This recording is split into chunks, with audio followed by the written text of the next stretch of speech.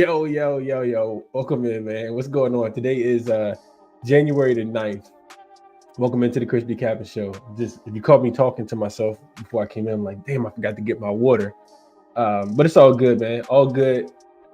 A lot of games on the board for today. Let's jump into them. Real quick recap, go through a couple comments. Yesterday, 2 official plays. Nice little bounce back day, 2-0 day.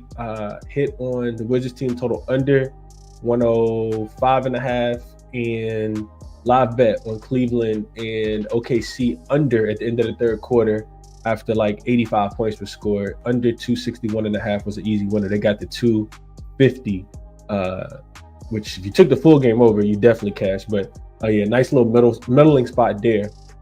So yeah, needing to replicate that. Had a terrible day 2 days ago, so trying to build off the 2-0 day. So I think that's what two winning days in the last 3 to kind of get the week started. So not too bad overall, but did get smoked the day before. Let's go through a couple comments and see what jaXon is talking about for today. Let's see. Justin in here as always. What up, Justin? Fear Elite says, yo, let's get it, fam. What up, Scott? It's top of the morning, Christian gang. Mark in here with me, the usual suspects. Taylor's pretty sharp capper. Appreciate you, Taylor, for starting to drop in a little bit more frequently. This is Good Morning, Christian Community. Let's have another great day. Good morning, Andrew. Reem, what up, man? Says, how about those Cavs? Yeah, no need the Monday morning quarterback. I actually thought that OKC was going to win the game. Didn't put $1 on the game, though. Just that total that did cash. So super surprised with the way that Cleveland offense was able to score against the Thunder's defense. Like, I didn't think that the game was going to go down like that, if I'm being honest. No way you was going to tell me 250 points was going to be scored. But, me and Cal had this conversation last week on his show, and I told him the Cavs, like, JB Bickerstaff being gone now and bringing in Kenny Atkinson really unlocked the potential for the team. So, not that they were bad, but they shooting a ton of threes, playing super fast. We don't talk about them because they got Toronto today. What up, Mitchell? Andrew says, Pacers. Denver, no joking, no problem. No joking, no problem. Andrew says, yeah, a lot of people wanted to pick the Clippers yesterday. They never showed up, never got off the bus. You could blame it on, the wildfires that's going on in LA right now, but they never showed up yesterday. Absolutely didn't show up. Let's see. What else? What up, Chad? Chad in here with us. He says Cavs are most definitely like that. Yeah, they are. They definitely are. Now he says the new champs have set the tone. I don't know. Whoa. We might be going too far here now, but we'll see. I don't know about new champs. Let's not crown them. Let's not crown them before the All-Star break, but yeah, we'll see. What's up, Brian? Says, good morning, Christian Cappers. Let's get after it. Good morning, Tasha. Sheed in here with us. Christian says, up 3 units after he had a 5-leg double parlay yesterday. G421 in here. Malik, what's going on, bro? Hope all is well with you. Says, cashed on the Pacers Bulls. Barely hit the over. And I cashed the Wizards with you as well. Nice. I'm staying off of your Bulls, Malik, probably for the rest of the year. Staying off my Lakers, probably for the rest of the year. And I think I'm going to be profitable if I do so. Super inconsistent teams. I wanted to fade your Bulls last night. I did not. Before I knew it, I'm watching the Cavs game, not paying attention to y'all game. I go check the score, put it on the multi-screen on YouTube TV, and I see y'all down by like 40 at the end of the first quarter. I'm like, that's the Bulls I know. This the Bulls right here that I know. So, yeah, man, I didn't mess with him, though, last night. What's up, Prestigious Prodigy? Appreciate you for tapping in. Top of the morning, PZ says Cavs minus 2.5 was cash for him. I said she swept the cards. Wizards had me scared. Wizards got it. They almost could have won the game last night, man. I said yesterday on the show, I'm not a Wizards guy, but no way I was laying double digits with the 76ers as a home favorite without Embiid and PG. They don't got enough offense, in my opinion. What up, Helms? Appreciate you for tapping in. Let's jump into it for today, man. A lot of talking already. Let's get into it. We got a lot of games on the board. Try to be efficient with my time, as I always say, and then I end up with an 1.5-hour show. Really want to take my son to the library today, though. So I'm trying to, and I'm doing Cal's show at 11 for people that are interested as well. So definitely can't be on here all day. Let's jump into it, man. Real quick, what I'm about to talk about is jaXon. The usuals know exactly what I'm talking about. jaXon is your AI sports betting buddy or companion or whatever you want to call it. jaXon will do the homework for you. If you like the analysis, you can tailor play. sides, totals, player props, team totals, NBA, NFL, MLB, you name it. Save tons of hours on your research with jaXon. So using promo code ChrisBeCappinn with 2 P's and 2 N's, see a lot of people signing up and really enjoying it. I'm hearing great feedback from it. I actually cashed with jaXon yesterday. jaXon went 3-0 with NCAA basketball yesterday. I forgot exactly. I think it was Texas A&M outright as a 1.5 point dog. Said take him on the money line. I think it might have been. I can't remember exactly who the other 2 players was, but jaXon went 3-0 yesterday NCAA as well. So today I asked jaXon about the total in the first game between the Raptors and the Cavs. And because I'm interested in the under, specifically the Raptors team total under. But here's what jaXon says. jaXon gives me a chart with the total based on points per game scored, points per game allowed, pace, and then pace being ranked, offensive rating and defensive rating for both teams. So analysis on the total. First, it starts with the Cavs' offensive efficiency. It says the Cavs have been one of the most efficient offensive teams in the league, which we know, ranking 5th in offensive rating, which I don't know if that's right. I feel like the Cavs are number 1 offensive rating, but neither here nor there. They also excel in ball movement, leading the league in assist to turnover ratio and points per possession on cuts. This efficiency allows them to score consistently, even against slower paced teams. Raptors defensive struggles. The Raptors rank dead last in defensive rating and allowing the most points per game in the league at 121.6. The inability to defend efficiently has led to high scoring games, especially against elite offenses like Cleveland's. Pace of play. Both of the teams play at a slow pace, with Cleveland ranking 20th and Toronto ranking 25th in pace. I swear the Cavs don't play that slow. I gotta double check this. While this could limit possessions, the Cavs' offensive efficiency and the Raptors' defensive struggles could still push the total higher. Recent trends, the Cavs have been rolling with 10 straight games, averaging 116.2 points per game during the stretch. This can't be right. The defense has also been strong. I feel like the Cavs been averaging more than that. I could be wrong. Maybe the Cavs' offense has slowed down a little bit.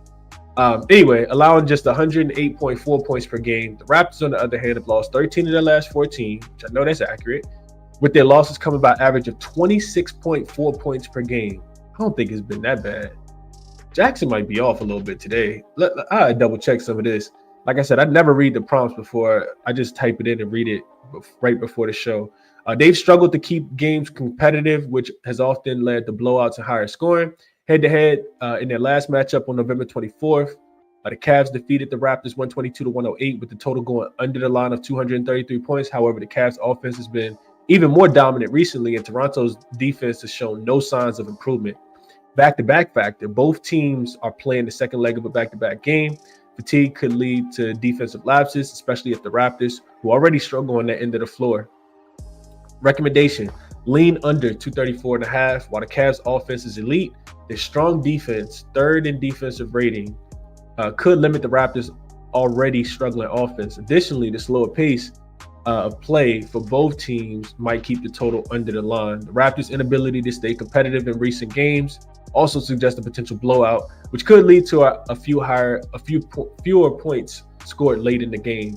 And that was kind of my thought process too, is that team total under. But yeah, that's jaXon, man. That's jaXon. Like I said, I got to double check a couple of these things jaXon said in this prompt. But yeah, jaXon likes under, leans under. I lean towards the Cavs team total under. But I think, I'm sorry, the Raptors team total under. But I think it is, you got a Cavs team total is like 125. I could see them potentially coming out a little flat. But they have been good. Let's get into it. First game up, we got, and I made these lines last night or early this morning, like 1:30 a.m.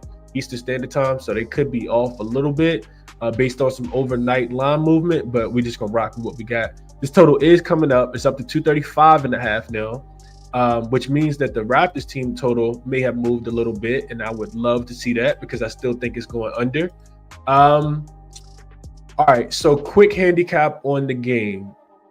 Let me just double check the team total. Yeah, 110.5 right now. Available on Bet365 is -120. That's the way I would look to play this one, just the way I'm thinking. So getting into the game, we got both teams, of course, can submit their injury report late. Abaji did leave the game last night versus the Knicks with a lower back contusion. Didn't return. Probably won't be playing in this game. That's less offense for the Raptors. Another floor spacer, in my opinion. And I don't think anybody left for the Cleveland Cavaliers. I think they should be fine. So head-to-head matchup, Cleveland has cleaned Toronto up in the last 3 head-to-head matchups, 2 already this season. Both wins came by 30 and 14 points. And it's really a bad matchup. When I was looking at this last night, I'm like, there's no way I'm laying 15.5 points with the Cavaliers. After they just beat Oklahoma City. I'm just giving you my thought process. Like, you just coming off a super big win, could be a super flat spot, unmotivated. I watched the Raptors play the Knicks really tough in the first half, and they just kind of run out of gas in the second half yesterday. And they need, not that they go win the game, but I think that 15.5 on the second leg of a back-to-back is a lot of points. So I'm not going to play the spread. The Cavs, this is their 3rd straight home game, second leg of back-to-back. They got the Pacers coming up next, but they got a couple days to rest before that. Toronto, just trends-wise, Toronto's 2-5 straight up, 5-1-1 against the spread when they're playing unrested this season. Cavs 6-1 straight up, 5-2 against the spread when they're playing unrested this season. 4 straight overs, 5-2 to the overall when they're unrested. Also 11-3 against the spread, winning by an average of 18 points per game when they're facing an opponent that they've already beaten this season. If they're unrested and they're facing an opponent that they've already beaten this season, they're 3-0 straight up, 3-0 against the spread, winning by an average of 22 points per game. Then I look at, just league-wide trends. Favorites laying 14 points or more if they're unrested are 55% to the over. This season is 2-0 to the over. So I guess that correlates with this total going up. I just don't want to get there with Toronto's offense. Yesterday, when they were playing the Knicks, I said I would look towards their team total to go under. It stayed under. Against the Bucks the other day, I leaned towards their team total under 112.5.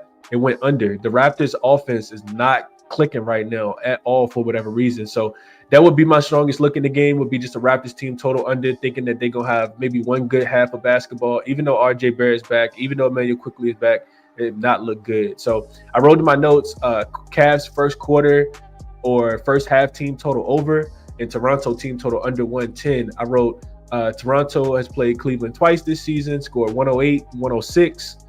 In their last 6 games, they've only gotten to 110 points once, and that came against Brooklyn. Last 5 games, they have an offensive rating of just 102.4, an effective field goal percentage of 51.9, and a free throw rate of just 15.3. All 3 of those are bottom 5 in the league, and they're playing at the 4th slowest pace over the last 3 games. So that would be Raptors team total under. As far as player props, Caris LeVert fits the profile of a scorer against the Toronto Raptors. So his points prop is listed at 9.5 over on Bet365. I do think that intrigues me a lot, just because this game has blowout potential. Caris LeVert, not that he's not going to get like good minutes, but he fits the mold versus this team really, really well. So actually, I'll bring up Caris LeVert real quick over on Outlier, because I don't actually have a lot of player props that I'm going to look into today. So we'll go look at LeVert real quick, go through a couple comments, and we'll get over to the next game.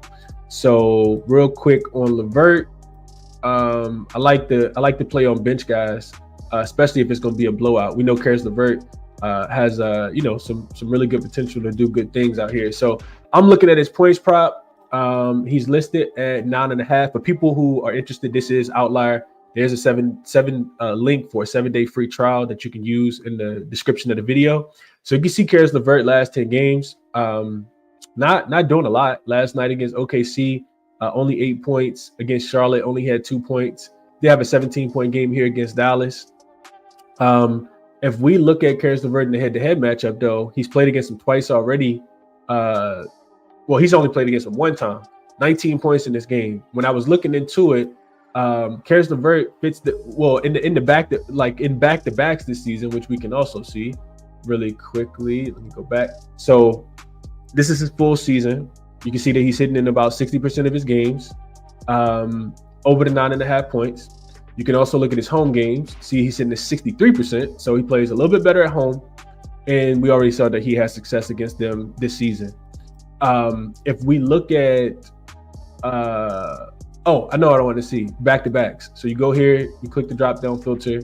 You look at days rest and back-to-backs this season. He's had a lot of success in back-to-backs. The Cavs blow teams out. Like I said, they're 3-0 if they're playing the same team straight up and against the spread. If they're playing the same team they've already beaten this season. So he's had a lot of success in this game, in these matchups where he's playing on the second leg of a back-to-back. So those are some of the things. You can see points allowed here.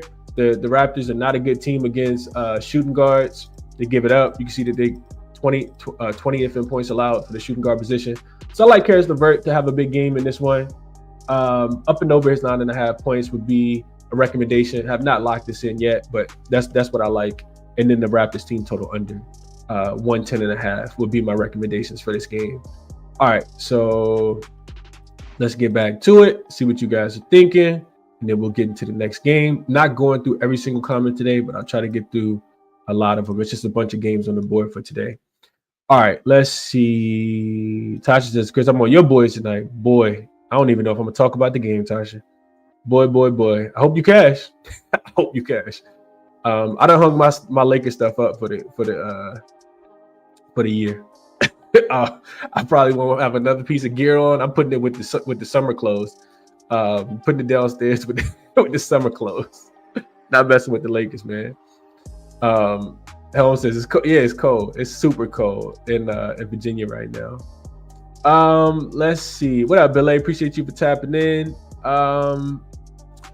Wad, I appreciate that. Reminding people to hit the like. If you like the show, hit the like button. I don't say it often, but cool. It's cool if you do. Movie Tickets Recap says Chris is really selling this jaXon thing. So Movie Ticket, I can tell you new here. Whatever I use on this program is stuff that I absolutely believe in. I've been doing this for a really long time. I went a long time without any kind of sponsorships. And if I'm putting something out there, it's only because it's going to be profitable. You could best believe that.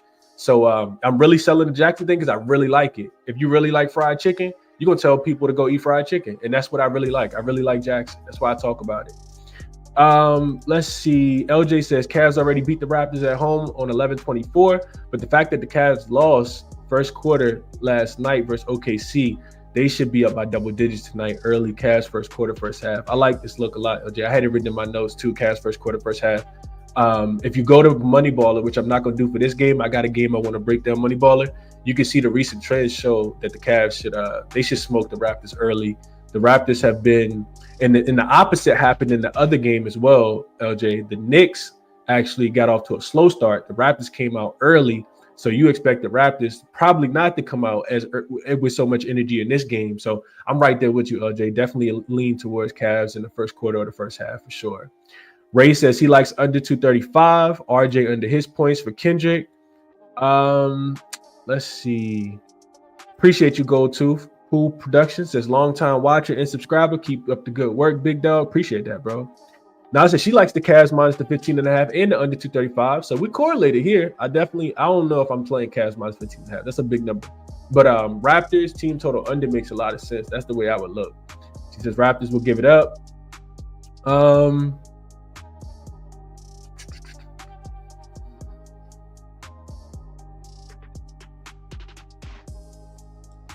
This is an interesting comment by Aaron. I'm not going to read it just because it's pretty long. But yeah, Cavs are they get this facade that they're not a good team and they're a good regular season team. And me and Kyle had this discussion the other day about how good they've been. They got a new coach, they're healthy, and I think that changes things a little bit. Which is of course like how people should be looking at the Cleveland Cavaliers, in my opinion. Let's see. What up, Julio says good morning, chat. Let's kill the books today. Appreciate you for tapping in. Malik says the Raptors are 1-15 on the road this season with the point differential of minus 11.2. Might get there on their under. Yeah, they've been an under team for sure. Offense, I think when I was looking into it, I'm already taking too long on this game, but I'm not going to be able to find it right now because I was looking at it late last night. But it was something that I was looking at with the Raptors. Let me see if I can go back through my Gimme the Dog history. That's what it was. So if you look at the Raptors, you can do this. I'm not going to go through it right now. But if you look at the Raptors before, I think it was, let's see. If you look at the Raptors before December the 5th, before December the 5th and after December the 5th are two totally different Raptors teams. They were losing by, just really quickly, they were losing by an average of I think they were keeping the games within 5 points. This is when they were covering like big time. They were keeping the game within 5 points. Now they're losing by an average of 15 points since then, only 5-8-2 against the number. This is when they really started to get smoked, give up a ton of more points, and their offense has gotten a lot worse. So, yeah, right there with you on this one, Malik, for sure. All right, Max Strus points, rebounds, assists over J-Dub. What up, Brian? Appreciate you for tapping in. What up, J-Man? Christian says he's liking Wade to get over 10.5. Somebody's gonna score the basketball for sure. Mitchell says he likes under, seems too high. Dropping Dime says, Chris, do you think the Cavs may care about defense in this one, especially with the Pacers coming up? Yeah, I think it's more so like just a sell of Toronto. I feel like their team totals just continuously been cashing. I haven't been playing them. And it's really frustrating when I keep leaning something and it keeps cashing and I don't play it. So it's more of them just like being able to run out of gas. Their shot profile, I didn't talk about the on-off court stuff, but their shot profile really suggests that if they're not hitting threes, they can't. So Toronto's a team that likes to get downhill, to attack the paint at a very high frequency level. With RJ Barrett, Scotty Barnes, they're not a great three-point shooting team. Bottom 5 in three-point shooting. What are the Cavs' weakness? Three-point shooting. So I think that's one of the reasons they keep getting smoked by Toronto. By Cleveland, is that their shot profile, the way that they like to score the basketball, is not the way that the Cavs give up a lot of points. Not with Jared Allen and Evan Mobley down there. So those are my thoughts why it really might not matter dropping dimes. And you look at, like I said, their last like 5th in pace.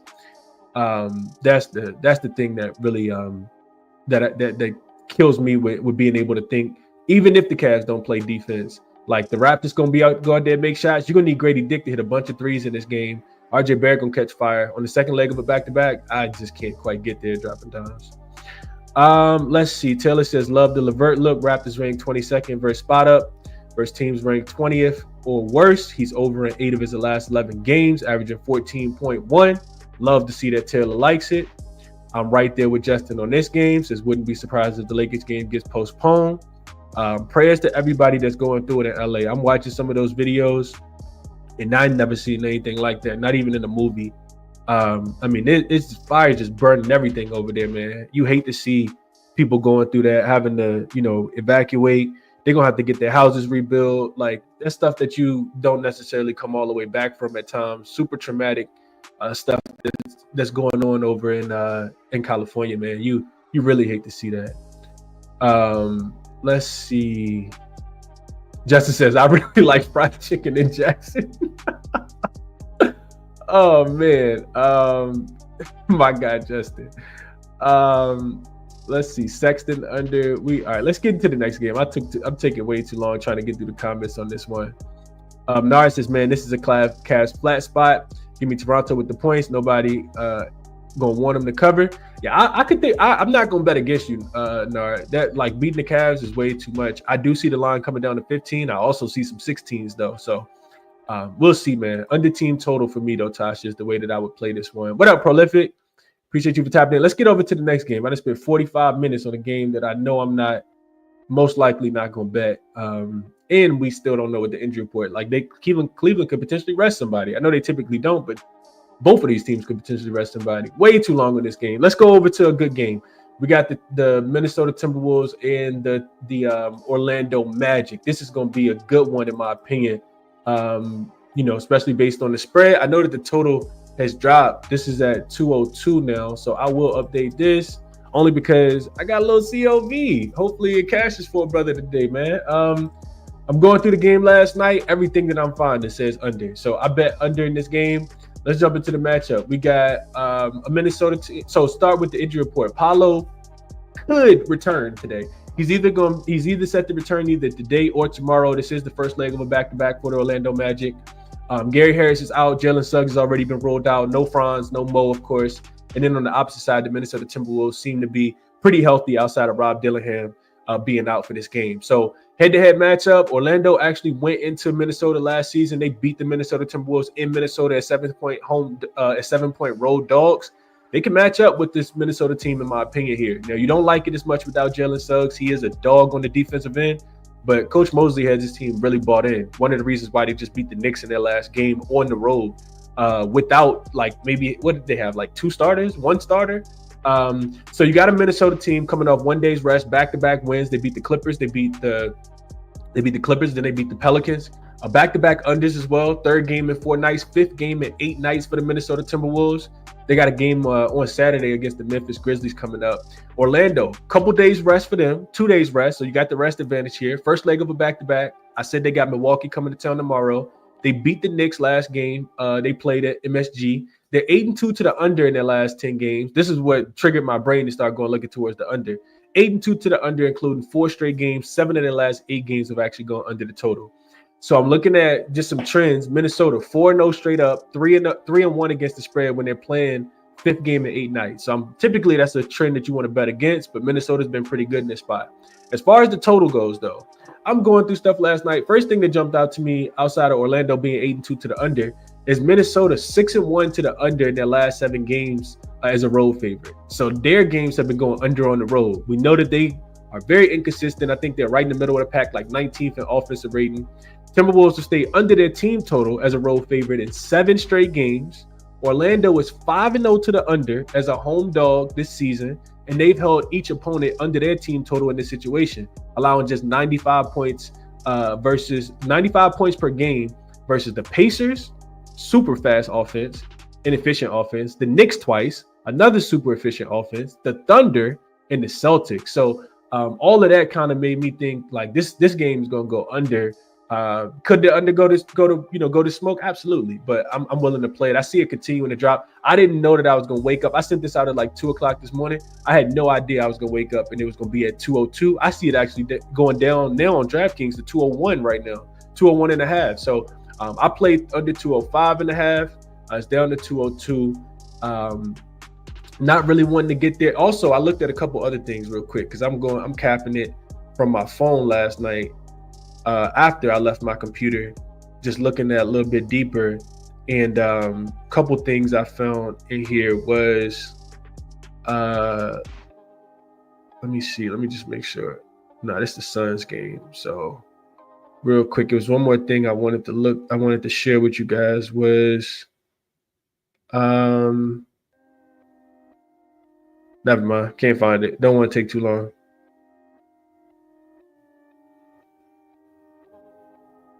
Yeah, don't want to take too long, but it was some more stuff that I found on this game that suggests a strong look towards the under as well. I just can't find it right now. So under will be my recommendation. As far as side, where is it at now? It's at 5.5. Paolo potentially coming back. I think you wait on the news. If Paolo comes back, he's going to be super rusty. Paolo hasn't played a game in forever. So that kind of makes me think Orlando, but I'm not laying points with the Orlando Magic. And I can tell you exactly why really quickly. The Magic have not been covering. I'm not laying points with the Minnesota Timberwolves on the road. The Timberwolves, I know that they got to cover against the Pelicans. The Pelicans are a shell of themselves, though. So not looking towards the Pelicans. Not looking towards the Timberwolves. Timberwolves are 14-21 against the spread on the season. Only 10-9 on the road, so 52.6% there. As a favorite, they're 11-19 on the road. When they have less rest, which they do in this spot, only 2-3.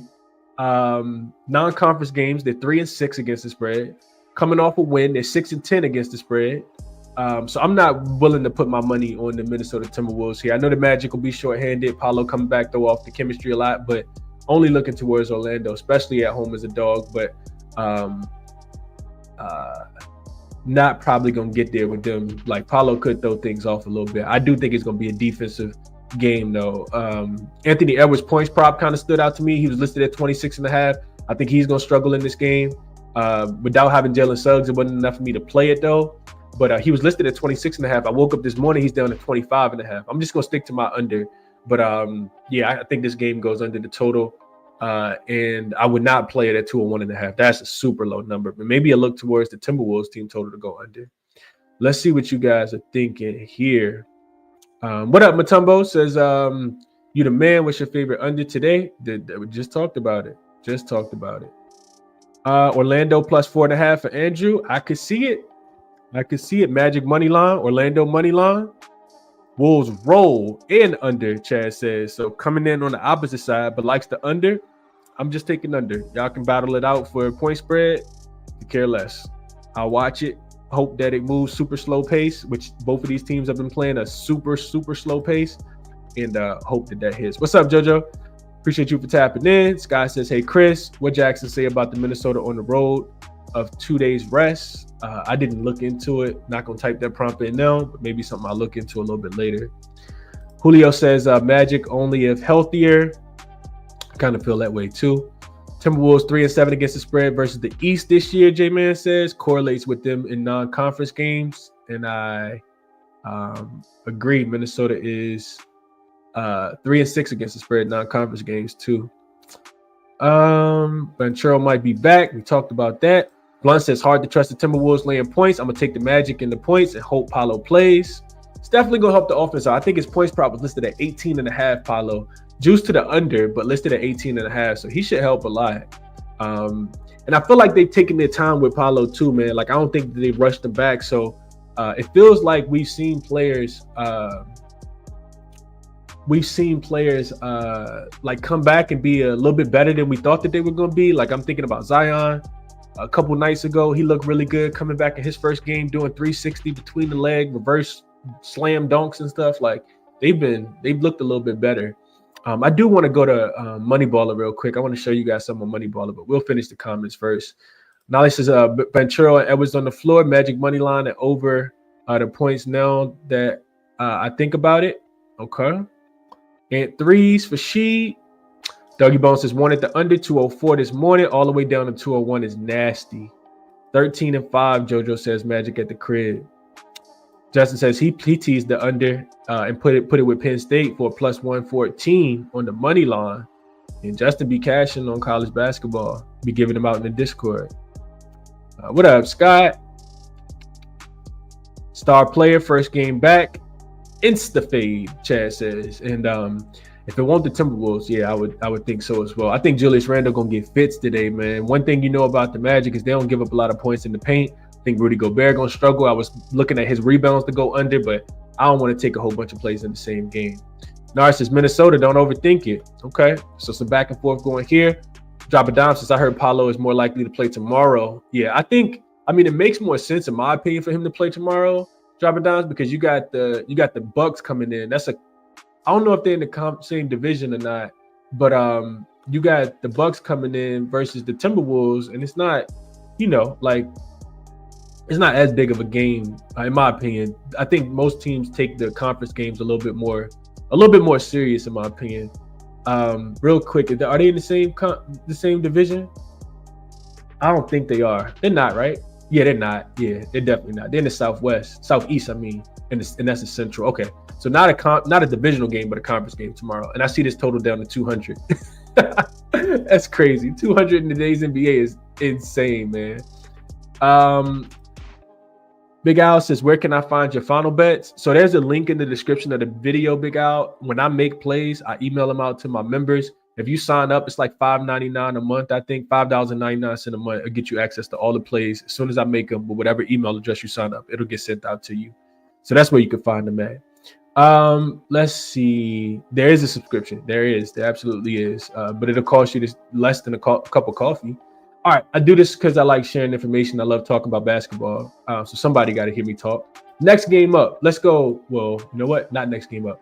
I told you guys I wanted to share something with you on MoneyBaller. So the other look for this game was first half under. So real quick, let's go to MoneyBaller. Very, very quickly. Just want to share this because I thought this was crazy too. So MoneyBaller, Timberwolves, Magic. All right, let it load. All right, so this is so this is MoneyBaller. There's a 50% promo code for your first month if you're interested in checking out MoneyBaller. It's also a website where you can handicap like a bevy of sports, and it gives you situational notes, all the team stuff. It gives you a bunch of different things, scheduling, historical matchups, efficiency ratings. You can filter over here underneath my face for last 10 games, last 5 games, full season. all the different things, home, road, post All-Star break. It's a bunch of crazy stuff that you can do over here. But this is what I was looking at last night for the Timberwolves first half. I'm not going to get there now because the total might be 25 points in the first half. But look at this. So here is over-under records, right? And this is set to the last 10 games. You can see that right here. Well, you can't see it, but this is the last 10 games. The Timberwolves in the first half are 9-1 to the under in the first half. The only reason I didn't bet this is because when I fell asleep last night, first half numbers weren't available. Well, early this morning, first half numbers weren't available. The Magic, 8-2 to the under in the first half. So both of these, I mean, that's really all I need to see. As a road favorite, 0-3 in the first half. As a home dog, 3-0 to the under in the first half. First leg of back-to-back games, Magic, under with the rest advantage. Timberwolves, under. And then you see team totals. Timberwolves stay under their team total in the first half. And all three first halves that they played in their last 10 games and for the full game, Magic, 3-7 to the first half on their team total under. So this, I mean, it's a lot of red here. Red indicates under or something that's not good. So yeah, that kind of stood out to me. The first half number is, I'm not even gonna look at it now just because I know it's extremely low, but that was the way that I was kind of wanting to play it. Like I said, I missed the best of the number because it wasn't available last night. Books kind of was sleeping last night, so they didn't put it out and I didn't bet it. But I wanted to show you guys that with MoneyBaller because I was looking into that last night like, oh, this is cool. This is crazy how much these games are going under by. And real quick, the under is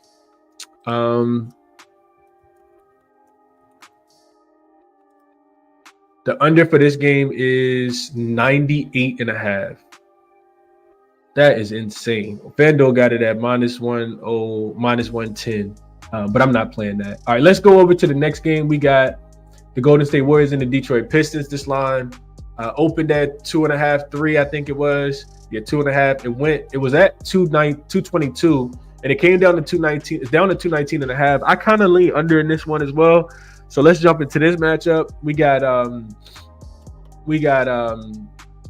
couple injuries on the injury report. I actually wanted to play this game early too, but the injuries kind of kept me off of this one. We got Schroeder listed as questionable for the Golden State Warriors. Also, Draymond is listed as questionable for the Warriors.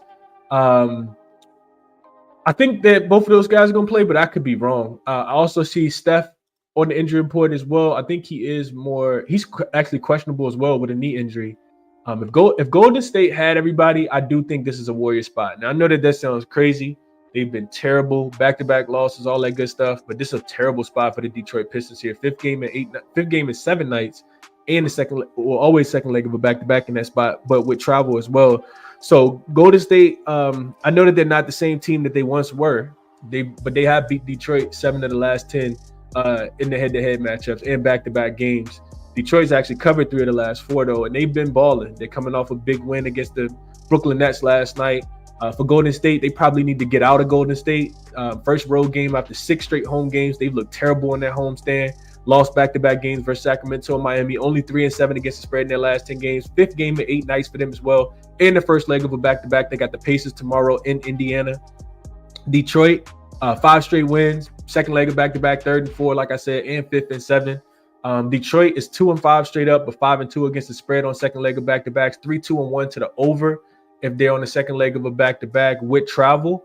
And 4 straight opponents have gone up and over their team total, and 5 of their last 6 have actually cleared their team total in this spot. So Detroit doesn't play as much defense. I remember having Detroit when they were playing against Chicago. I put this in the Discord last night. I remember having Detroit when they were playing Chicago on the second leg of a back-to-back, 5th game in 7 nights, and they got smoked in that spot. Golden State, 9-7 against the spread on the road, 9-6 against the spread as a dog. Detroit, just 4-8 against the spread as a favorite this season. You don't want to lay numbers with teams on the 5th game in 7 nights. I know OKC was in this spot earlier. They did win the game and cover the spread. I think Denver was in this spot earlier against Detroit. They won the game and covered. You could say that was a fatigue spot for Detroit because it was the last game, I think, of a 5 or 6 game road trip.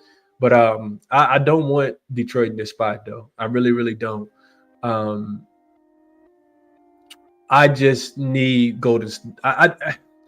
I'm not going to talk about the side no more. I think it's an under game, too. Like I said, I didn't play the total. I wrote in my notes under a first half under. There's some strong trends towards the first half under as well. Not gonna go back to Moneyballer, but Golden State's offense has really, really struggled. Both teams are super fatigued here. With it being a 5th game in 7 nights for Detroit, the totals this season on 5th game in 7 nights are 66% towards the under, 12-62, and Golden State's 10-6 to the under on the road as well. A lot of strong trends towards both these teams not to score in the first half as well. So maybe first half under, full game under is another lean, but that laundry list of injuries for the Golden State Warriors with Moody, Kuminga, Gary Payton II, Brandon Brzezinski, DeAnthony Milton, who's not on the team anymore. Then you got Steph and Draymond and Kuminga, and Schroeder all listed as questionable. I can't quite get there, but it is not a Detroit spot in my opinion. All right, let's go through comments here. Try to keep it moving.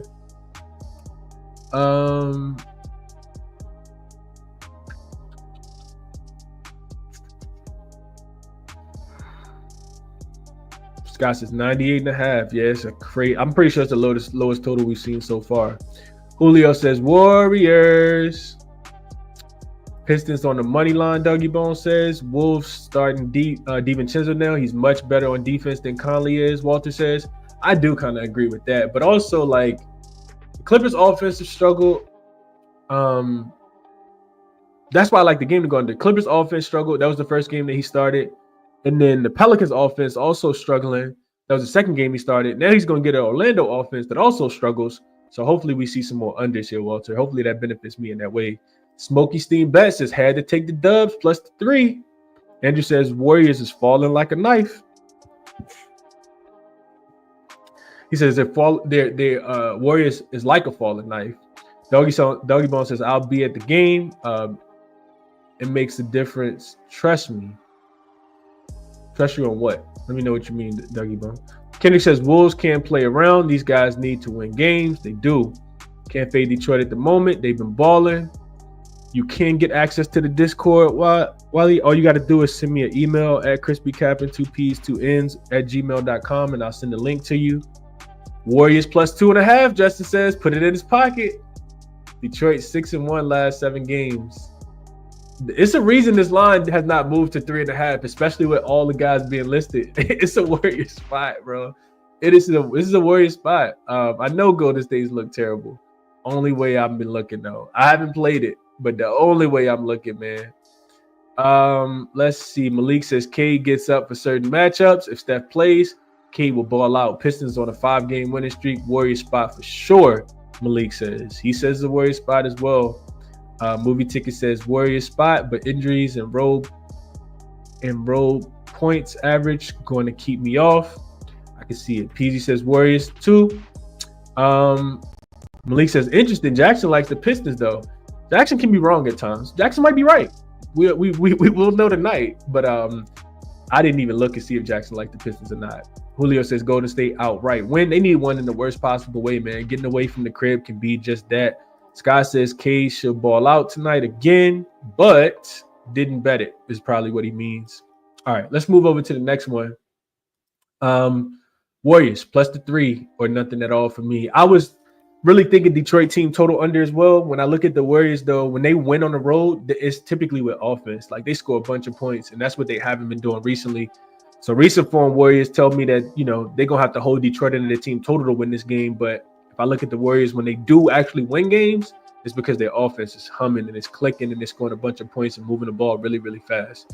And don't be surprised if Golden State implements that strategy here with Steve Kerr, trying to get them to push the ball, understanding they also know that if I know that the Pistons are in the 5th game in 7 nights, they also know that the Pistons are in the 5th game in 7 nights. It's a winnable game. Golden State needs this one a lot, man. Detroit's been good. Don't get it twisted. They absolutely. I said yesterday that was the first time that was the biggest number they laid on the road since April the 10th, 2019, and they went in and smoked Brooklyn. It took until the second half, the third quarter specifically, but they smoked Brooklyn. They've been playing really good, but I'm not on them today. All right, next one up. Game I kind of wanted to talk out a little bit. Didn't really do too much deep diving on it, but I did see that this line open with Memphis laying a point. It quickly flipped. Houston was laying up to 3, and then the number 3.5. My fault. And the number, starting to come back down, trickle back down to -1. It looks like it's consensus. The total still sitting about 233.5. It is up from 228. And it's probably because Ja Morant is listed as questionable. So let's jump into it. Injury report first and foremost. I got in my notes that Desmond Bane, Jaren Jackson Jr., and Santi Aldama all listed as questionable. That's humongous, man. That's humongous. I would like Memphis in this spot if all of those guys are going to play. On the Houston side, Tari Eason is game time decision. Of course, Jabari Smith Jr. will continue to be out. They played one time already this season. Houston did beat them at the crib 128-108. So that game went up and over the total of this total at 230. They finished with 236 points in that game. Houston was a 3.5-point home favorite in that game. So Houston got back-to-back wins, albeit, against two soft teams, in my opinion. They beat the Wizards and they beat the Lakers. So you got third straight road game for them here. Memphis, 2 days off of rest, which, is beneficial for them. They beat Dallas to stop a 2-game skid in their last game at home. And it's the second straight home game for the Memphis Grizzlies. If they get everybody in, man, I think it's a Houston spot. This was one of the games I didn't do a super deep dive into. But I know if I fade Houston, it's typically going to be on the road. With Ja Morant potentially coming back, Santi Aldama, Jaren Jackson, and Desmond Bane, I do think that Houston is better than Memphis. That's just my opinion. I think that they're a better team.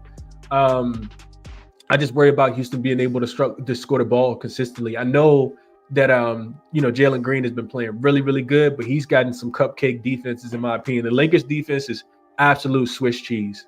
It's terrible. The Wizards defense is worse than the Lakers defense. So I think you see a little bit of regression there.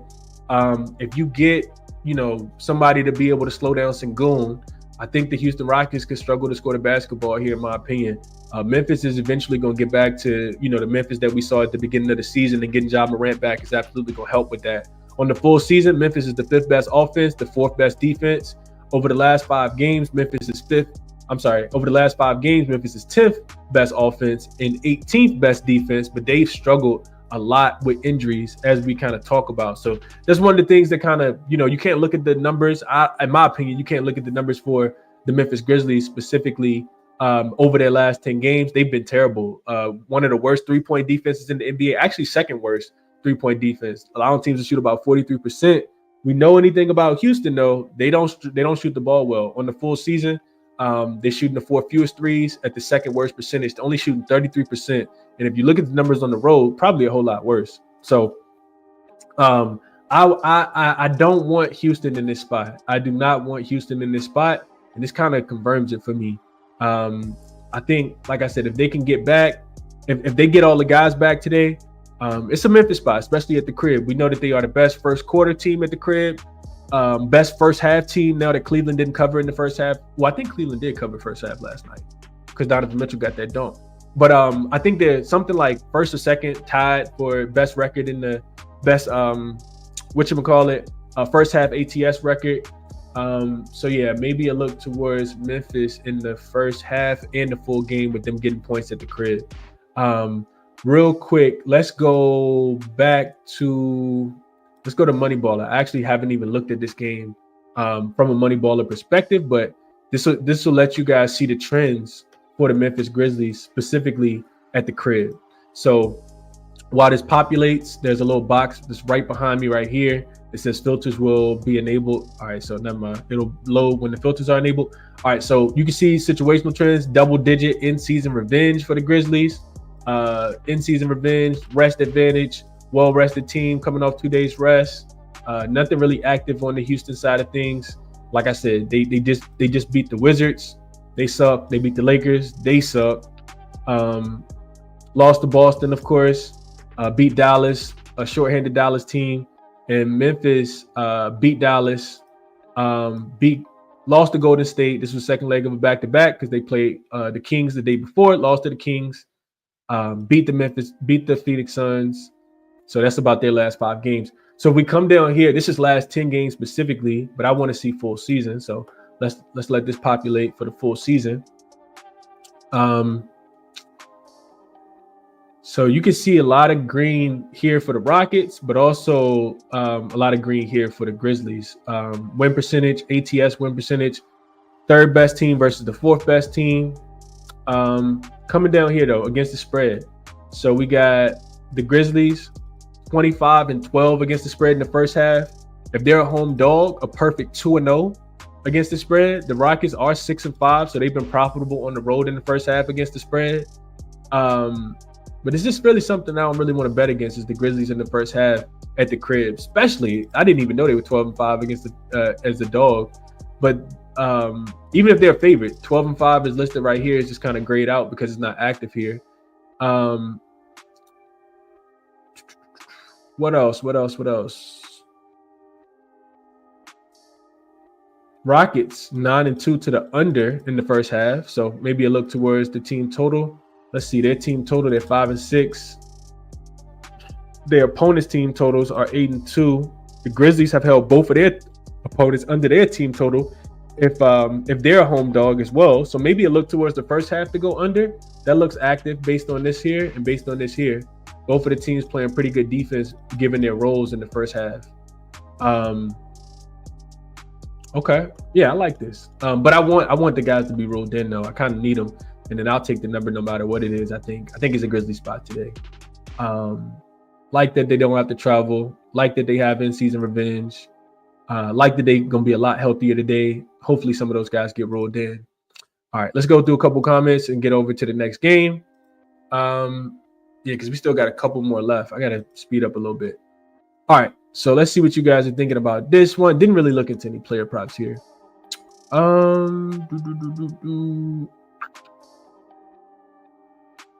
Back-to-back comments. Warriors trash. Warriors outright. Let's see. Memphis on the money line. Grizzlies on the money line. A lot of people like this money line here. Riz says Westbrook points, rebounds, and assists got me paid yesterday. Shout out to Westbrook, man. I love Russell Westbrook. One of my favorite players. He go hard every single game. Said he was doing it for the people back home in LA that's getting their stuff burnt down. All he can do out there is go and play hard and try to bring a little bit of joy to those people, man. I love Russell Westbrook. Warriors money line going back to the last game. Rockets at home. Got to go with them, Julio says. So we're on the same side here. Ray like the Grizzlies. Grizzlies players coming back in. I think so. LJ says Memphis first half. Revenge spot off first half ATS. Lost at the crib. They did lose to the Dallas Mavericks. I'm glad you pointed that out, LJ. Probably won't happen back-to-back games here, especially with them getting healthier. Now, LJ is a realist because he's a Houston Rockets fan and he's a Houstonian. I think it's what they call him. He's from Houston. Taking Memphis money line in the over. Oh yeah, it's nothing nice being said about the team, Chad, for a while. And I don't even care that they're 8-2 against the spread in the last 10. I don't even really want to handicap the game. The Lakers stuff is in the closet, man. I mean, it's downstairs on the storage rack in the bin with the summer clothes. Let's see. Grizz first half for Helms. Draymond homecoming. He is from Detroit. He's from Flint, Michigan. He's playing, right? Hot TV Grizz? He gotta play. Gotta play in this game, man. I agree with you here. Draymond playing today, man. That makes me like Golden State even more. Can't go back to the crib and lose to the Pistons, your home team. Oh, I forgot to talk about a man. We'll get to a minute real quick. I'll bring up Outlier because I bet a min already. Sent that out. First thing I did bet. Chad says he likes his points plus rebounds. Been a wagon with Jabari out. We're going to talk about that. Scott says Thompson points plus rebounds. Dude's been going nuts. Mark says both teams have been first half bet ons. I'm on Memphis first half at the crib, though. I like it. Julio says, to be honest, my Rockets own the Grizzlies. I don't think it's an own spot, though, Julio. Maybe we got to make sure we clarify what own means. So last 10 meetings, they've actually beaten y'all 6. Y'all beating them 4. Last five, y'all beating them 4. They beaten y'all 1. They've actually owned y'all if you're going back, depending on how far you go back. I guess more recently, yeah, y'all won 4 of the last 5, but they beat y'all 5 straight times before that. So, and I would argue that that last handful have been when Memphis wasn't healthy, where they had all the injuries last year. So I wouldn't say owned, Julio. We disagree here. Grizz first half team total over. Taylor says he likes, I'm guessing this is Jalen Green, threes. 3 and 4 3-pointers made. Grizzlies 27th most threes allowed and 26 most points allowed to the above the break three with 30 plus minutes versus teams ranked 15th for worst and 3-pointers allowed versus above the break three. He's over 3.5 in 8 of his 12 games, averaging 4.3. So some analysis there if you like Jalen Green in this spot. Jared Weeze, I've seen this name before. Appreciate you for joining as a member. I feel like you're just coming back as a member, but I appreciate that for sure. Memphis team total over. Call me Aries says. Taylor says over 2.5 line is 10 of his last 12 on those games, but it's juicy at minus 140-ish. Appreciate that. Peasy likes the money line. Justin says he got the plus 2.5. I think I did see he put this in the Discord too. I think Justin put this in the Discord plus 2.5. Let's see. Helms says my bankroll misses WNBA season, Chris. So the Unrivaled, I started the Unrivaled channel in the Discord the other day. Posted a couple pictures over there, man. I think we're gonna be able to bet on Unrivaled. I think it starts next week, at the end of next week or the week after, 17th, I think is when it is. Yeah, I miss WNBA too. It'll be back soon though. I'm super excited for Unrivaled though. I know it's 3-on-3, which is a little different, but if we can bet it, we're gonna try to make some money. I got to spend some time getting acclimated with the rosters and the teams and stuff. I got to figure out if we're gonna be able to bet it first and foremost. But yeah, I'm super excited for WNBA and Unrivaled as well. Malik says, Chris, don't you typically like to fade a team when they get their star back? Not Ja. Not Ja, Malik. Not Ja. Not Ja. And it's more than just him though, man. We talk about how much Santi Aldama means to the team. Desmond Bane didn't play in that last game either. He was ruled out. He's only missed like one game. Aldama is averaging 15 off the bench, I think it was. So the potential for them to get all three of those guys, both of those guys back, I think is big in my opinion. I'm in the double parlay. All right, so let's go. What up, Brem? Appreciate you for tapping in as always, bro. Justin says I did put it in the Discord. I'm not sure, Helms. I need to do a little bit more research, but this gonna be the play right here. Fever team total over once the WNBA season start for sure, Mark. Y'all see me light up like a Christmas tree, man. I'm super excited for that. Helms says Feast team's gonna win. Shout out to Nafisha Collier. Love Fee, man. Jalen Green been on a heater. He has been, but he's been playing against some cupcake defense, Julio. Just keeping it a buck. Dropping dimes says Helms got to get in the court and build that bankroll with WFC. So real quick, man, I know I'm just kind of ranting now at this point, but Dropping Dimes be in the chat. He be in the Discord dropping off some winners in college basketball. He one of the only people I know that handicaps NCAA women's basketball, and I think he went 3-1 yesterday, 2-1. Every day is I think he might have had 2 or 3 losing days on the whole season. Dropping Dimes in there doing God's work, man, giving out the winners. So appreciate you, Dropping Dimes. Salute, my brother, for dropping those winners off, man, all the time. I'm starting to tell myself now, seeing the recaps, he up, 2 units, 3 units, half, a unit and a half, killing over there. So appreciate you, Dropping Dimes, for dropping those off. What up, Dave? Appreciate you for tapping in as well. Malik, whoa, relax, bro. Relax, man. Relax, Malik. All right. Let's go to Outlier really quickly. This turned into a long show, but it's cool, man. I love chopping it up with you guys. Let's go back to Outlier. I did bet Amin Thompson already. Talked about it yesterday. Hopefully people were paying attention, but I think the numbers kind of moved against me, so that's cool too. We'll see what happens. I bet Amin already though.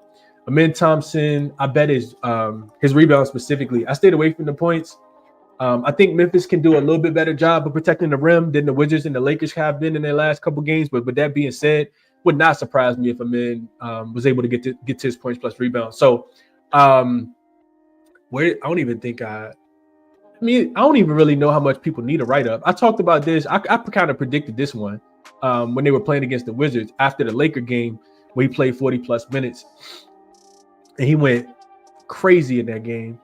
So looking at Amin, like I said, I played rebounds specifically. So Line is set at plus 110 now. I actually got the worst of the number because I took this at even.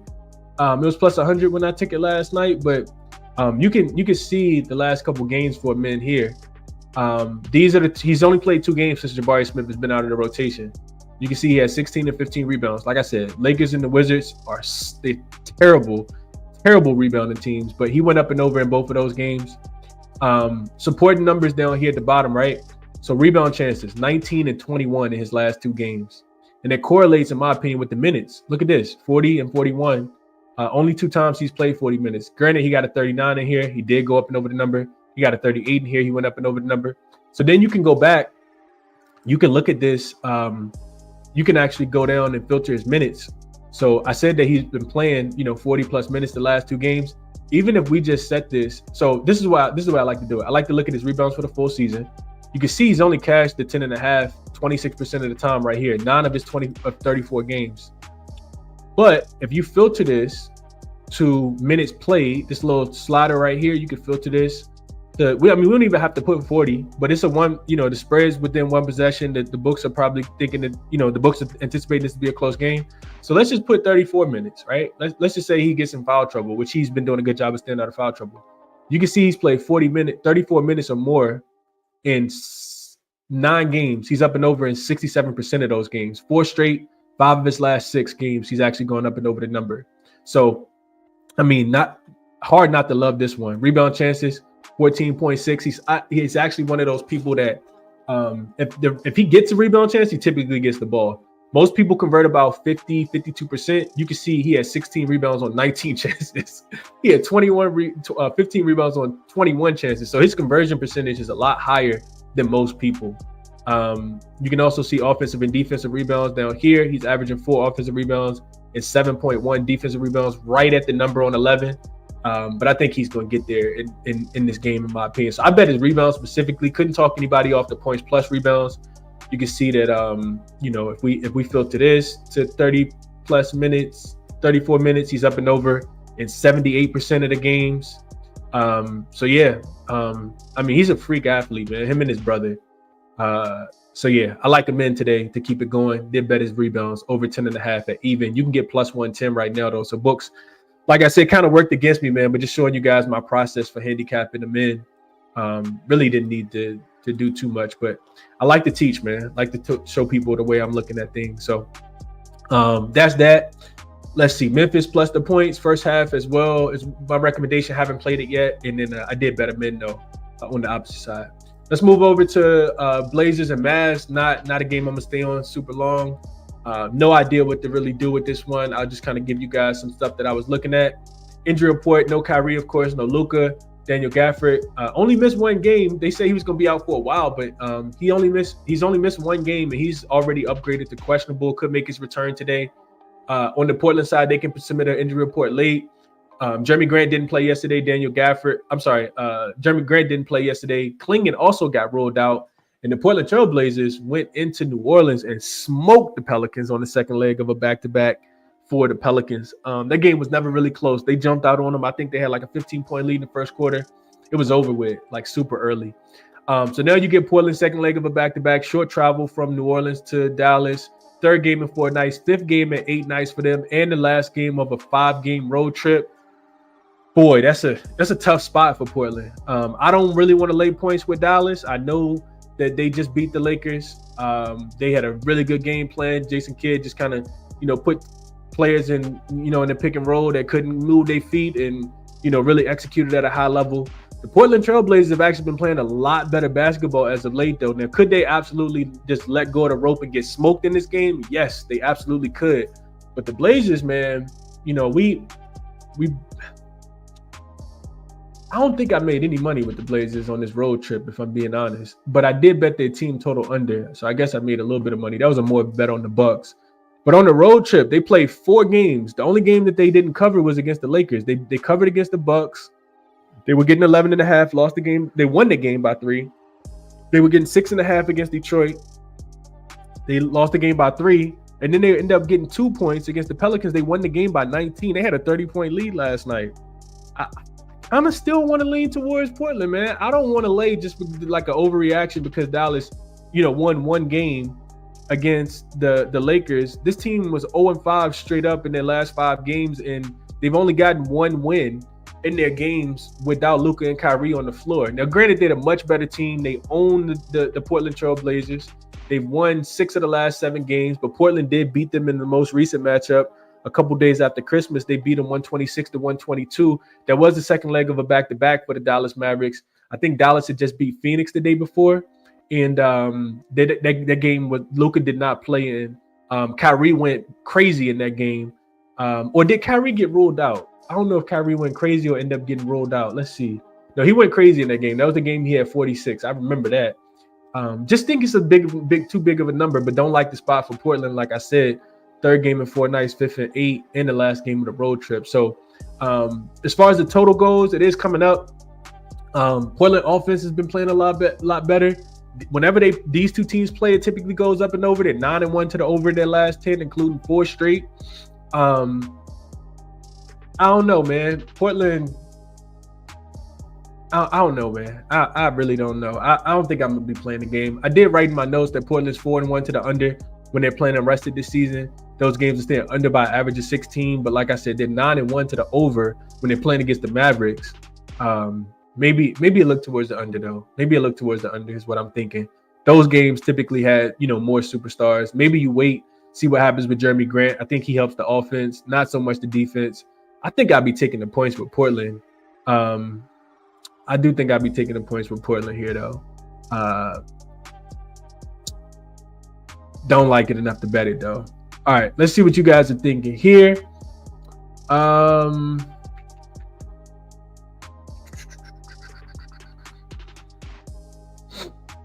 That's a fact, Scott. Min jumps both of his brothers jump all the way out the gym for sure.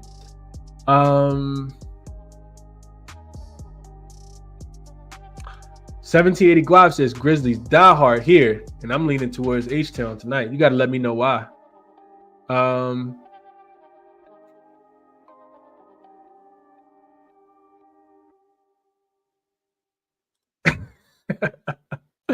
I love this comment from Hot TV Grits. Mavs money line is the only way it can go. PJ points and rebounds again. I can see that, Scott. I could definitely see that. Portland and under. Let's see. Chad says Blazers were up 40 at one point yesterday with no Grant or Klingen. Just sad. Yeah, that's a fact. He also thinks the Mavs smoked the Blazers today. I kind of lean opposite, but not gonna get to the window with it, Chad. So if you got Dallas today, I wish you all the luck, my brother. He says Mavs by 20 today. Laying the points with the Suns is disgusting. Did I skip that game? Oh no, that game's coming up next. Feel like it's a bad spot to fade the Mavs. I can see Portland covering but losing. I agree with that.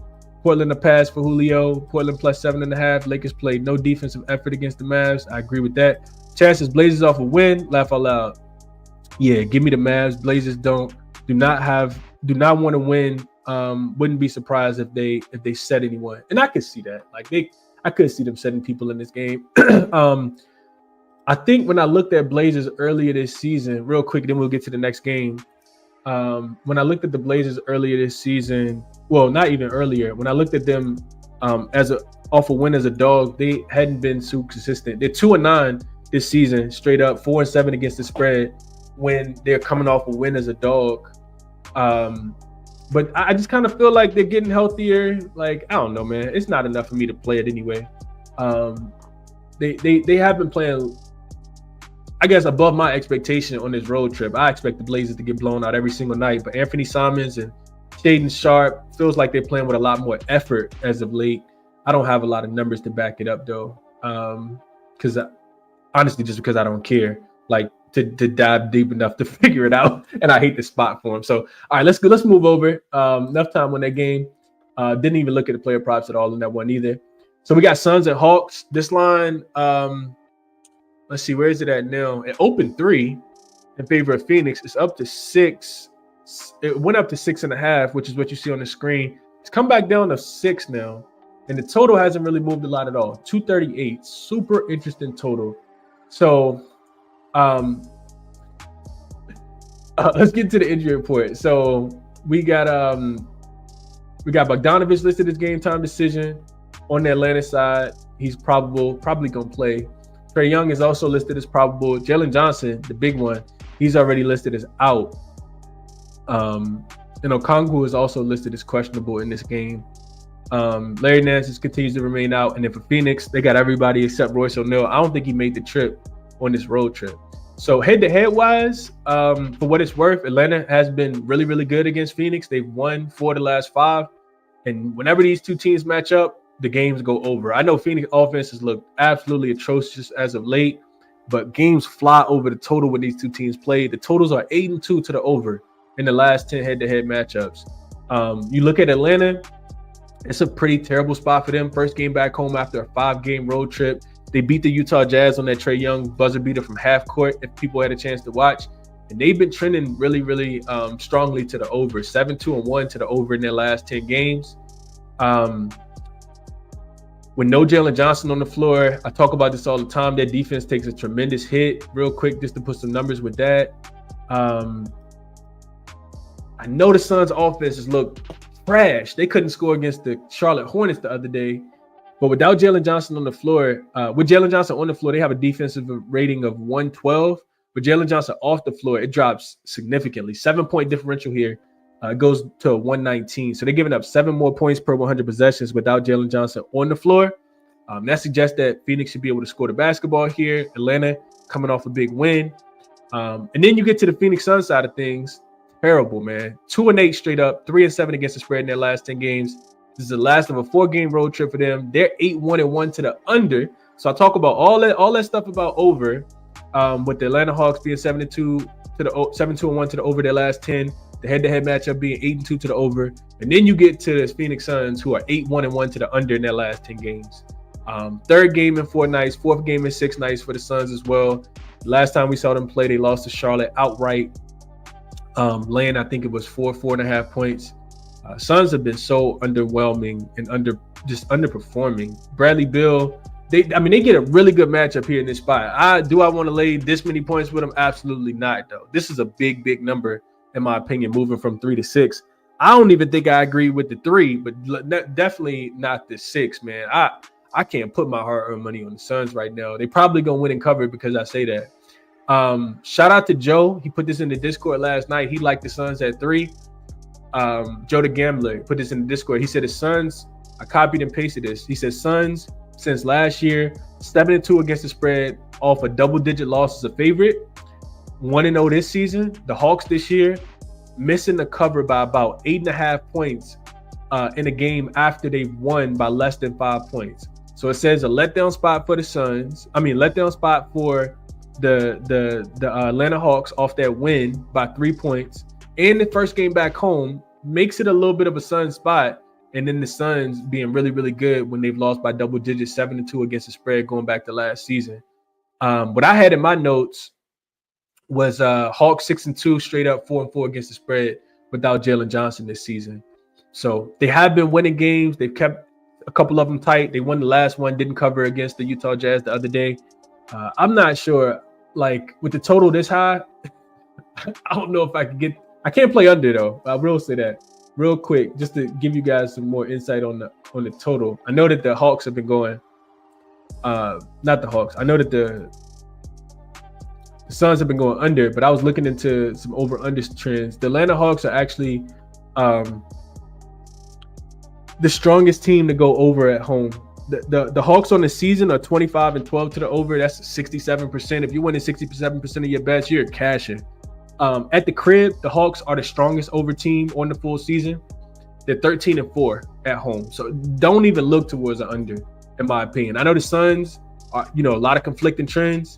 I think Suns, pace up in this game. Maybe a first half over and the pace slows down in the second half, but I'm not looking towards under. The Suns, 19-16 to the under. So they've been a little bit more of an under team on the road. They are 10-7 to the over. So I think I like the over a little bit more than anything else. Suns typically go under at the crib. They're 12-6 to the under. So just some supporting stuff there.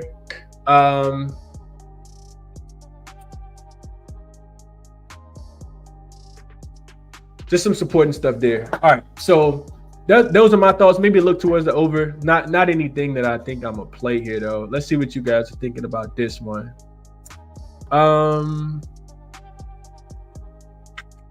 LJ says Suns don't cover at home. Give me Hawks +7. And the Trae Young points, rebounds, and assists. Suns have trouble with guard positions, allowing 40 points, rebounds, and assists. LaMelo did just go ham at the crib. Ice Trey, baby. Let's go Hawks, Andrew says. DJ says, appreciate you, Chris. Keep grinding. Almost 1 month until All-Star break, and you can take a break for once. Yeah, the breaks are cool, man. She says, appreciate you too, DJ Props. She says Hawks spread, sprinkle on the money line. Chad says Blazers off a win on the road with travel on back-to-back. At that, come on now. What are we doing? I just can't. 7 is too big of a number, but you could be totally right though, Chad. I just can't lay 7 without Luka and Kyrie. Potentially no Gafford either. Not with my money.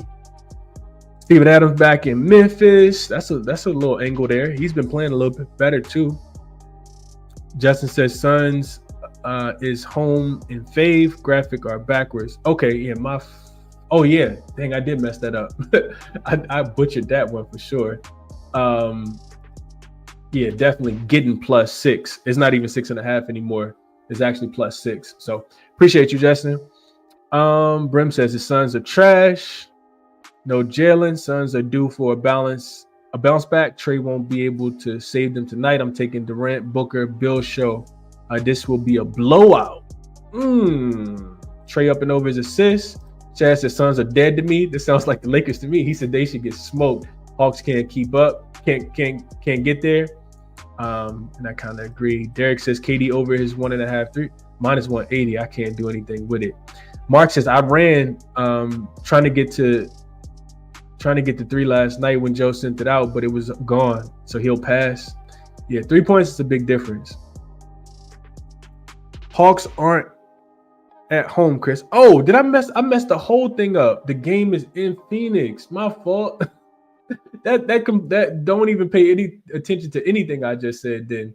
I butchered the whole thing. I thought the Hawks were gonna be in I didn't know the Suns' first game back home. I butchered that whole thing. My fault. Appreciate you guys for letting me know that. I think I wrote it in my notes the right way, Atlanta at Phoenix, but I set the graphics up wrong, and that's how I kind of handicapped the game off the graphics, not what I wrote in my notes. I wrote Atlanta first game back home. It's not a first game back home. This is the last game of the road trip. So now you got, yeah, I butchered this whole thing. So you got, my fault, man. It happens, man. Hawks versus Suns. With the Suns laying 6. Now it looks like a more of an under game here. My apologies here, man. Dang, man. Don't pay any attention to anything I said just now. My fault. Butchered that whole thing.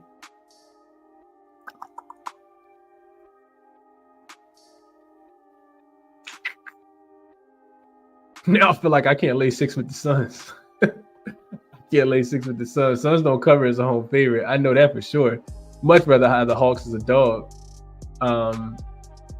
But I would like that 3 though. I would like that 3. Okay, yeah. All right, but let's just go to the next one since I butchered this whole thing here. My fault on that. All right, let's go to the next one. We got Heat. We got 2 games left. We got Heat and Utah. Heat and Jazz, and then we got Charlotte and Lakers, and I don't have much on that last game. So Heat and Jazz, this line opened 4.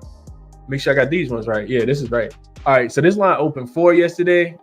Quickly started to move to 4.5, then moved to 5. Now it's at 5.5. So you've lost some value if you like the Heat here, which I kind of feel like it's a Heat spot. Just think it's a terrible rest spot here for the Heat as far as like situational stuff. So we'll start with the injury report. The Miami Heat have Kevin Love listed as doubtful, and Josh Richardson also listed as doubtful here. And then, of course, Jimmy Butler is still not with the team, serving his 7-game suspension. On the Utah side, Jordan Clarkson remains out. John Collins is out. Keontae George is out.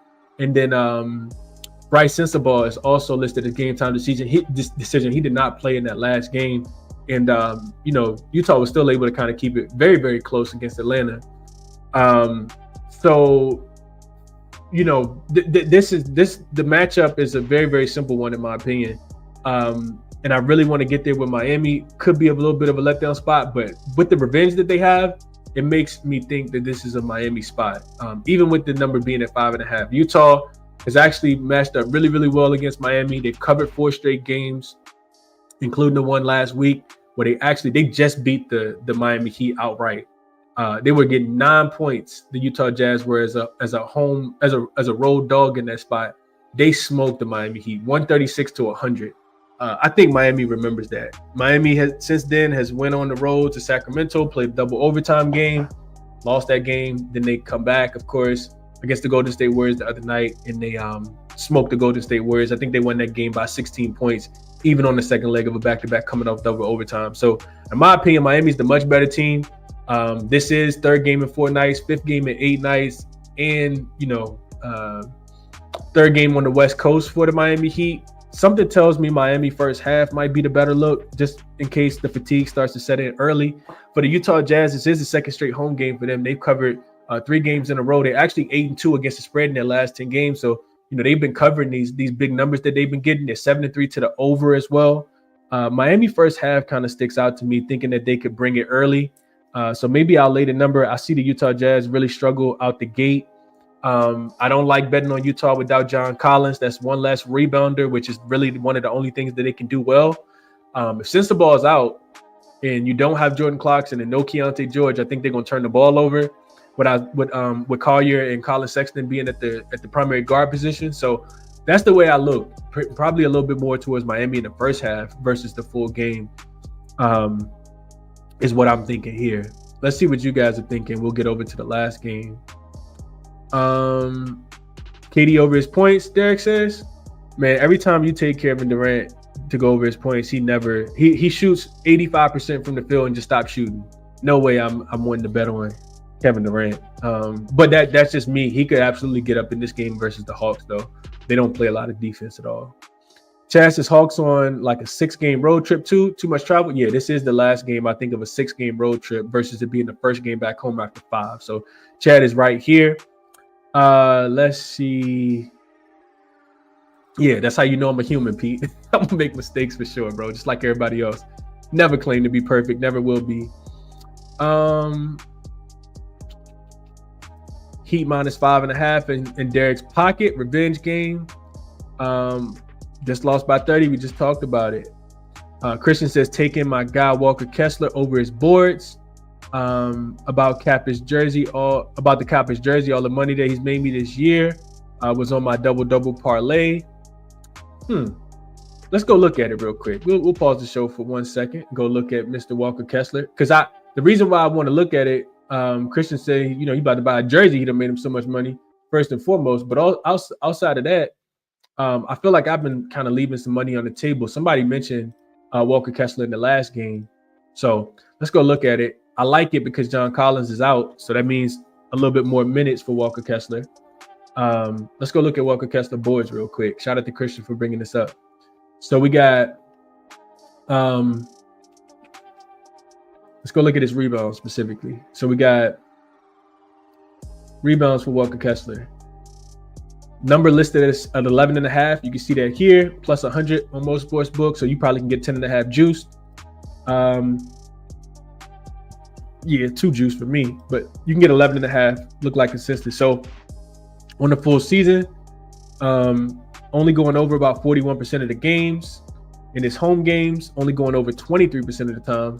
So now I'm more interested to see what this looks like with games without John Collins. So here we take John Collins out. We can see that he's played 8 games so far this season. He's up and over the number in 5 of the 8 games. So something I like to do is I like to look at this right here. So on the full season, he's only cashing 41% of the time, 12 of 29. You can go down here and see his rebound chances. So he's averaging 20 rebound chances per game on the full season. If we take John Collins out, so we go back and look at this without John Collins, you can see that 20 turns into 21 rebound chances. So about one more rebound chance per game. His minutes probably also go up. I didn't look at those, but 32 minutes in these games without John Collins. And then we can look at the matchup here. The Miami Heat are not a great rebounding team. You can see that they're giving up the 4th most rebounds allowed. And against center, also bottom 10. So Walker Kessler rebounds seem to be a good look today. I like it. I like this a lot. Shout out to Christian in the chat. I will write down Walker Kessler. Don't got a lot of action today, but Walker Kessler over his 11 and a half rebounds could potentially be a good look in this spot. If he can stay out of foul trouble, yeah, makes a ton of sense. Shout out to Christian for sharing this in the chat.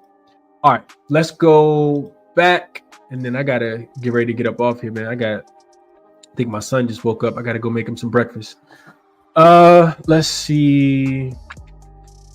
Utah John Collins is out. Bam had a horrible game last game, Joel says. Miami Heat -5.5 revenge spot. And Colin Sexton's over his points.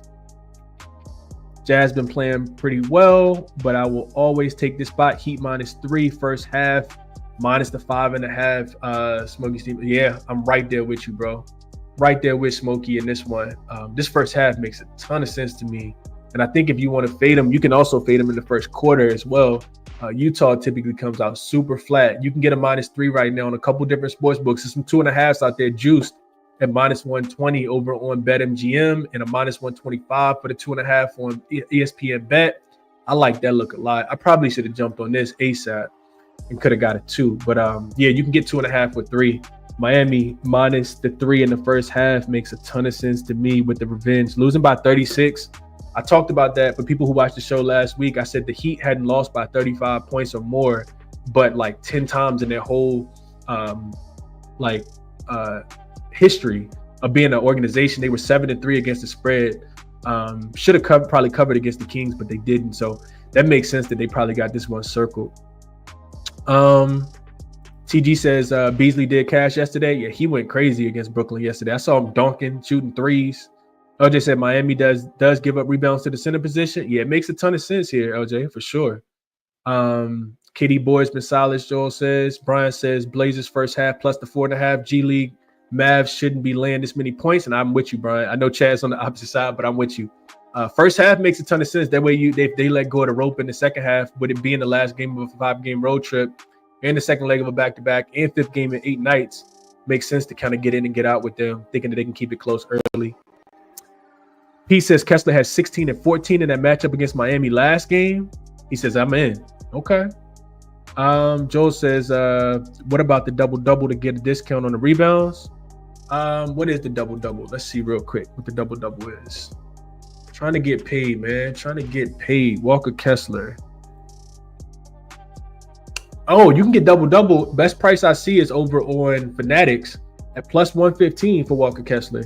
I got to go back in and look at the points. I know that the Heat's defense give up. I don't know how many. I don't know what Bam's doing against centers. I feel like he's doing pretty well, but I could be wrong. Walker Kessler double-double. I kind of like the rebound straight though, but his double-double is plus 115. Maybe you make a double-double parlay for 1/10 of a unit, quarter of a unit, something like that. Put Walker Kessler with a Min Thompson, who's minus 125, I think, on FanDuel when we first started the show. A couple other double-double guys in there, like a Trae Young or something like that. I could see something like that happening today. All right, let's keep it moving. Last game we got up. We got the Charlotte Hornets playing against the team that plays in LA. That's what we calling them. We're not calling them by their names anymore. And this is my team. Laying 9 points, I think the spread is moved in favor of them in this direction, the team from LA. Total moving up from 219.5 up to 221. They took my money the other day. I was on the team from LA against the Dallas Mavericks the other night, and they look terrible, man. They absolutely look terrible. Should they bounce back in this spot? Yes. Am I laying 9 with them? Hell no, I'm not laying 9 with the Lakers. Charlotte Hornets also coming off a upset win against the Phoenix Suns the other day. They look pretty good with LaMelo and Brandon Miller being back in their second game. So a couple different things I think we got to talk about before you actually even get into the matchup. You got LaMelo coming back to Chino Hills, back in Cali. And then the Lakers, probably going to be impacted. We just saw the Clippers being impacted, by potentially being impacted by, the wildfires. So Justin put it in the chat earlier. I was already thinking that as well. This game could potentially be delayed, and rescheduled with the wildfires and what's going on in LA. I saw that tweeted out yesterday, or shared yesterday by ESPN. The app was saying that they were kind of monitoring the fires out there. So with all of that taken into consideration, there's no way I'm laying 8.5 points. Not with the way the Lakers, have been playing so poorly recently. Now, they are back at home where they typically do play a little bit better, but it's still a 5th game in 8 nights for the team for LA. So I can't quite get there with them. They had covered 5 straight before running into Dallas, and they're 8-2, like I said earlier on the show, against the spread in their last 10 games. So they have been playing a lot better basketball. They just lay an absolute dud. And it was the wrong time to lay a dud because I lost every bet last night. So seeing the Lakers, that team from LA, my fault, seeing that team from LA go out and, put up that kind of performance, I just can't back them in this spot, man. Just really look old. I think Charlotte's going to play hard. You don't have to worry about that. LaMelo being back at the crib, Brandon Miller, going to play well in this spot. The team from LA owns the Hornets. They won 8 of the last 10, including 3 straight. They're actually 7-3 to the over in the last 10. So maybe agreeing with the total to go up and over, but I'm not playing the game. I probably won't even watch the game, honestly. It's just a big disappointment, man. Like I'm still struggling, and I don't really hold on to a lot of things. If you've been listening to me handicap the NBA over the last 4 or 5 years, I don't really hold on to things. That one really, really stung, though. To lose to the Dallas Mavericks without Luka and Kyrie and without Gafford, the way that you did, not even being competitive, I can't back you in the next game. Probably can't back you for a while. So that being said, Hornets plus the points are nothing, but not going to get there on the game. The Lakers turned up and won this one by double digits. Wouldn't surprise me. Hornets are one of the worst teams in the basketball. And they also coming off a big win against Phoenix, so it could be a little bit of a letdown spot for them here. No way I'm laying 8.5 with that team, though. So that's a quick cap for that game. See what you guys got to say about it, and then we get up out of here. I'll do a quick recap. Heat -5, but game is falling on the line. Chris, the LA Kings game was canceled last night. The freeways are shut down. Not sure they'll be cleared by game time, which could impact attendance, is what Brian was saying. And it's crazy out there, man. Prayers up for, like I said, for everybody that's out there. Condolences to people losing their belongings, their lives, their family members, their houses. Like, it's kind of crazy out there. Hornets nothing for she. More Hornets love. What up, Lightbearer?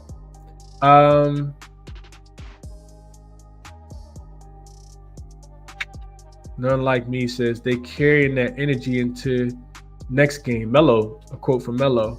Taylor says, what about Bron under his 24.5 points? Crazy trend here. Bron versus the 15 fastest paced teams. He's over in 12 of his 19 games versus the 15 slowest teams. Under in 11 in 15 games. Charlotte, 23rd slowest paced team. Yeah, I wonder if the pace increases with LaMelo and Brandon Miller back, though, Taylor, would be my thought process here. Appreciate you, my brother, for tapping in. It says today's the underdog day. Magic, Moneyline, Golden State. I like these. I like all 3 of these. I'm not taking the Magic, though, but I like all 3 of these for sure. So we got some alignment for sure today. Let's jump into a quick recap and get up off of here, man. Been on here for an hour and a half. This is what I already had written down on my short list. Let's see if we was to update this or add anything. The 2 bets that I made already were, let's see. The 2 bets I made are in green. For people that are new, all my bets are in green, are official plays for me. The ones in red are short list things that I'm considering. And then all my plays will be sent out. The 2 in green have already been sent out, but all my plays can be accessed using the link in the description. Miami -3 is the one that really kind of stands out to me a lot. In the first half, it was first half -3. I really like that with the revenge factor that they have today. Injury report a little light as well. I think that they can get the job done, cover the first half number, even in a fatigue spot, probably win the full game as well. Also, Memphis, first half, like it a lot today. If they win the first half, they typically win the first quarter as well. But Memphis first half plus, probably get a +1.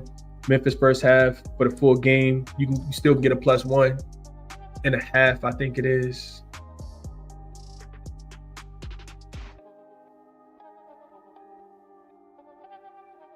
Yeah, you can get a +1.5 for Memphis. So I like Memphis in the first half. I like Memphis for the full game. Probably wait, see what the injury report goes on there.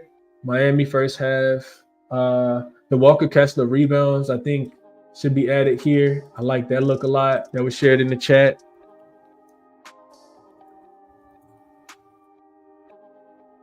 $11.5 boards.